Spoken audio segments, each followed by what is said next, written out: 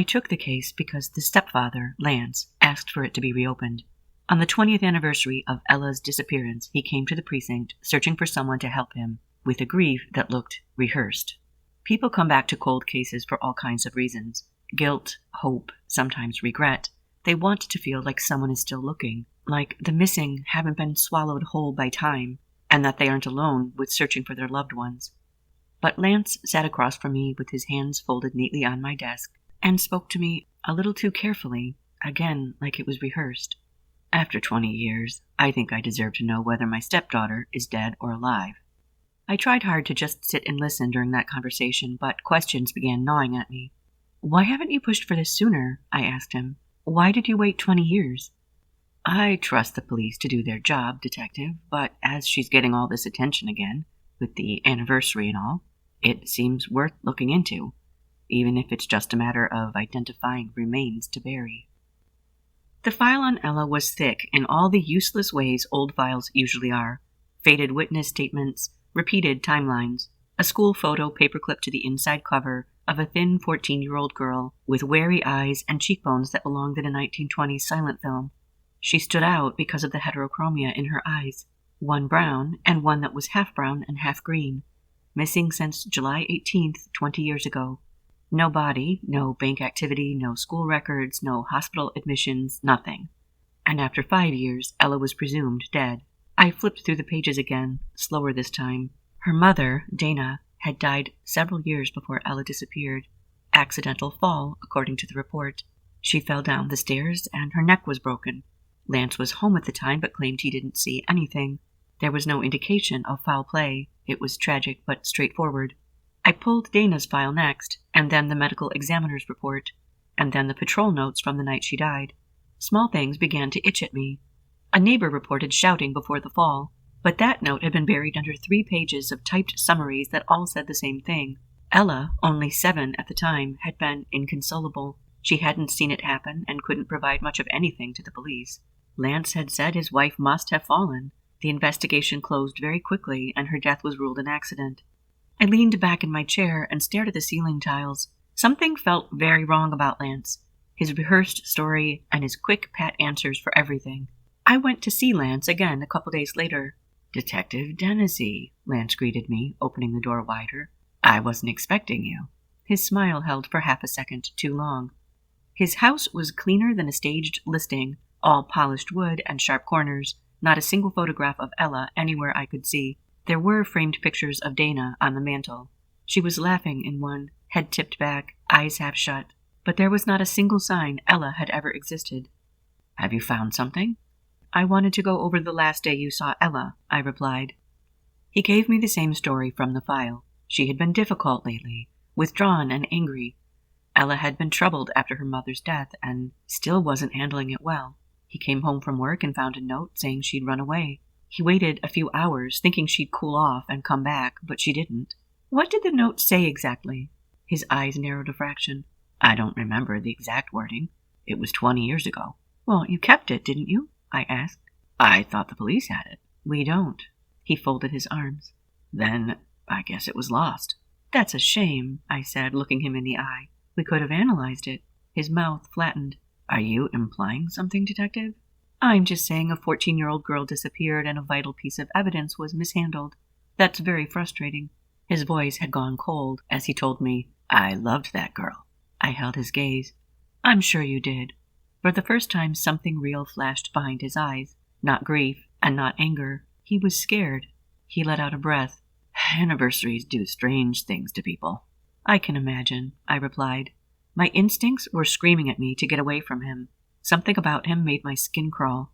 Outside, I sat in my car and wrote one sentence in my notebook. "He's not looking for closure, he's checking for danger." And that changed how I worked the case. I went through every old tip that had ever been called in. Most were probably garbage. A waitress in a lakeside town a couple of counties away. A shelter an hour or 2 to the south. A girl on a bus in the next state over. But once I shifted the lens, patterns surfaced. The sightings clustered around places where cash jobs were common and no one asked too many questions, places with seasonal work, tourist locations. A couple sightings were at a large truck stop an hour away. She could find work under the table in the places where she'd been spotted. and she'd also been seen at a church pantry and several homeless shelters. I had been convinced Ella was with her mom on the other side, but I began to see another possibility, and I was further convinced when I saw Lance on the local news. He was painting a picture of Ella that made her appear difficult to love and yet loved, and he painted himself as a loyal man who continued to raise his tragically dead wife's daughter, but I couldn't stand to watch it. He gave me the feeling you get when you sit opposite a true psychopath. I started visiting the locations of the sightings of Ella in person. It was a long shot that anyone would be around who remembered her from 20 years ago, but her eyes were unusual, and fear also leaves an impression with people. At a shelter 2 counties over, an older volunteer named Bonnie studied Ella's school photo for a long time. I knew someone with those eyes, she nodded. Years ago. She used another name and was always really nervous about any other residents posting photos in case she might be in the background. Do you know why? Bonnie shrugged, but her expression went soft in a way that told me she knew. She didn't want to be caught, is what I figured. To my surprise, Bonnie remembered the alias Ella had used, Marjorie White. She remembered it because a couple of years prior, a girl of that name had disappeared and had been found a couple of weeks later, having gone up to a random house asking for help. She had escaped a home full of torment and misery severe enough to make the national news. It couldn't be accidental that Ella had chosen that specific name. She was telling them, and now me, that her circumstances were the same. I heard her message loud and clear, and I began to feel hopeful that Ella truly was still alive. A few days later, Bonnie texted me, forwarding a photo of a woman sitting at a table in a diner. I'm sorry I didn't admit this to you before, but I still see her around sometimes, Bonnie had written. I zoomed in on the woman's eyes, the half-brown, half-green eye impossible to miss. You are alive, I announced to the empty room. I began to make myself part of the local environment where I believed Ella lived. I went back to the shelter and talked to Bonnie. I ate at every diner in the vicinity. I visited the library, the laundromat, the bus station, the small town square. I let Ella see me in places where she might feel safe, but I didn't approach her. And one day, a couple of weeks later, I came to the precinct to find her sitting in my office, waiting for me. Ella? I asked as I walked in. Ella is dead, she told me flatly. I'm Kira Dennisy, I began. I work cold cases. I know who you are. I took the old school photo from my coat pocket and held it out. I've been looking for her. Ella looked at the picture and then away. You should stop. I can't. You can. You just don't want to. She was right, and I hated that. Your stepfather asked me to reopen the case. Her eyebrows lifted, and then she looked amused. Of course he did, she muttered quietly. You expected it? I expected him to get nervous eventually. I watched her carefully. About what? She looked at me for a long while, as if weighing the cost of every possible answer. You know enough to be dangerous, she said. The question is whether you know enough to be safe. Well, I'm listening, and I'm not going to let you get hurt. My mother didn't fall down the stairs. I saw him kill her, Ella began. I said nothing, merely holding my breath. They were fighting in the kitchen. I came out into the hallway and looked in the door, and he had both hands on her. He shoved her hard. She hit the wall first and then the basement stairs, and he looked up and saw me. She stopped there, so after a moment I asked softly, And what did he say? Ella gave her head a small shake. Nothing at first. He just stared at me. And then he came over and leaned down and told me I didn't see anything. I was never there when my mother slipped and fell down the stairs. He said if I told anyone otherwise, I'd have the same accident. 7 years old. She had kept this secret for decades. I stayed quiet, she assured me. At first I thought if I was careful, if I never made him angry or worried, he'd leave me alone. But he didn't. She told me about the years after Dana died, how Lance got colder and meaner and frightening in ways that other people couldn't see, how he asked strange questions about whether she missed her mother, whether she dreamed about her that night, whether she ever wanted to tell someone her secrets. When I was 14, she went on, he came into my room, at night, when I was in bed. She stared hard into my eyes, as if commanding me to read between the lines. That night, I waited until he was asleep, took $47 from the coffee can in the kitchen, and left through the back door. And you never told anyone? I asked softly. She scoffed. Tell who? The police who called my mother's death an accident? The neighbors who heard shouting and did nothing? Social workers who would have sent me right back unless I had proof? She took a breath, as if steadying herself.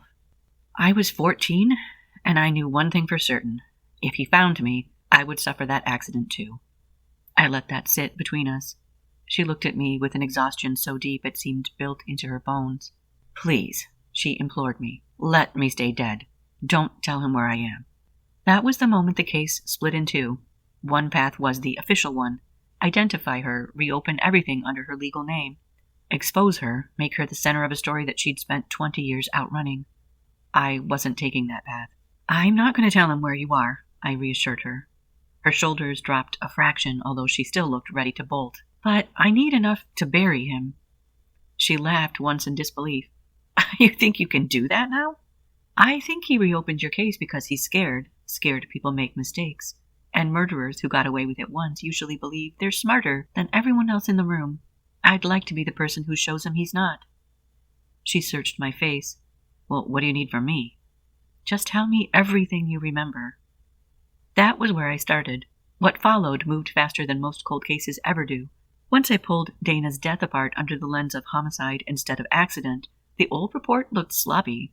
The bruising pattern noted and dismissed, the neighbor's statement about shouting, the timeline discrepancies between Lance's first verbal account and his later written one. And then there were the financial records, an unusually large life insurance payout just weeks after Dana died. And also interesting, a second inquiry from Lance 20 years later into whether a death certificate had ever been formally issued for Ella. I brought him in under the pretense of clarifying inconsistencies in the original report. He came in polished but irritated. I could see the strain now. A pulse jumping in his neck, and a lot of interest in what we knew. At first he held the line. Dana was clumsy, Ella was troubled. Tragedy followed him, that was all. Then I put Dana's enlarged crime scene photos in front of him, then the neighbor's statement, then the insurance documents, then the record of his recent inquiry into Ella's legal status. What does that have to do with my wife? He snapped. I leaned forward a little. Well, you tell me, did you think Ella was gone for good? I think you know she's not dead because you're the only person who would want that, and you didn't do it. Otherwise, you'd never have come to me in the first place. His jaw tightened. You killed Dana because she was stopping you from harming Ella, I suggested evenly. And then you spent years wondering whether Ella would ever start talking. That did it. It wasn't a confession, not at first, but there was anger, hot and sudden, flushing through that careful control. She was a kid, he scoffed. What could she possibly have understood about anything? Another guilty person wearing outrage to appear to be innocent. I kept my voice calm. Well, she might have understood enough. He stood up so quickly the chair legs screeched. You have nothing. Sit down, Lance, I commanded. You wouldn't be here if I had nothing. By the time his lawyer got him quiet, Lance had already shifted his account twice. Combined with the reopened forensic review and the neighbor's statement, it was enough for an arrest. 27 years after Dana died on those stairs, Lance was taken into custody. I didn't go to the press conference. I drove 2 hours north instead, to the small town where Ella had agreed, carefully, reluctantly, to meet me one last time. She was standing outside a diner when I pulled in, hands shoved deep in her jacket pockets, shoulders tight against the wind. For one terrible second I thought she might run, that decades of fear might outweigh anything I could say. It's done? She asked before I could even say hello. I nodded. He's in custody. She covered her mouth with one hand. Not dramatic, not a breakdown, just a small, stunned gesture, like she was holding something fragile inside herself and didn't trust it not to spill. For my mom? She whispered. For Dana, I nodded. She looked away, blinking hard. Cars moved past down the road behind us. A bell jingled as someone left the diner. Life, ordinary and indifferent, kept going. So, he can't find me? She asked. No, he can't. The words seemed to hit her physically. She sat down hard on the low brick planter outside the door and laughed through tears she clearly hated me seeing. I don't know what to do now, she confessed. It was the most honest thing anyone had said to me in weeks. Well, you don't have to know today. I've spent 20 years being careful, always moving, always finding the next job. Her voice shook. I don't know how to be any other way. I sat beside her. Then start small. She let out a breath and looked at me. Her face was older than in the school photo, but stronger, too. You really won't make me become Ella, the stepdaughter, again in some courtroom somewhere? There is a chance I would need you as a witness, but the forensics are strong. They should never have been ignored. They're going to lead with that. We sat without talking for a few minutes, and then she said, I used to think if he was ever arrested that everything in me would go quiet, but it's not quiet. You must be feeling a lot of things all at once, I replied. maybe the peace will come later. When I finally stood to leave, she caught my sleeve for half a second. Kira? Yeah? Thank you. I looked at her, at the woman who had spent 2 decades pretending to be dead, because the truth had never protected her. Take your life back, I smiled. You deserve to find happiness. As I drove away, I thought about all the years this case had sat in boxes and databases and dusty shelves under the word unsolved. It had never really been unsolved. It had been ignored, buried under convenience and bad assumptions and the false reassurances that men like Lance are experts at passing off. But not anymore. Many cold cases are about the dead. This one had been about someone living who had had to become a ghost to survive long enough to be believed. If you enjoyed this reading, please hit like and subscribe so you don't miss future stories. We'd love to hear from you in the comments. This has been Tales by Rachel, where we breathe life into every story.